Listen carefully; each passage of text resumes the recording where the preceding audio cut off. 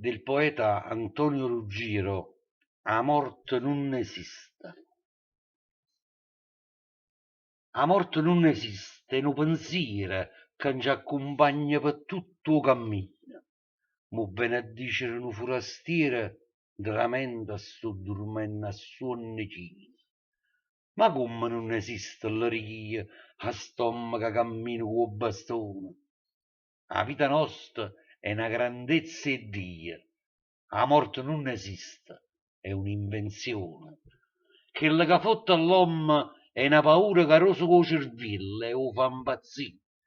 Ma poi sarebbe vero così crude se nascesse solo per morire.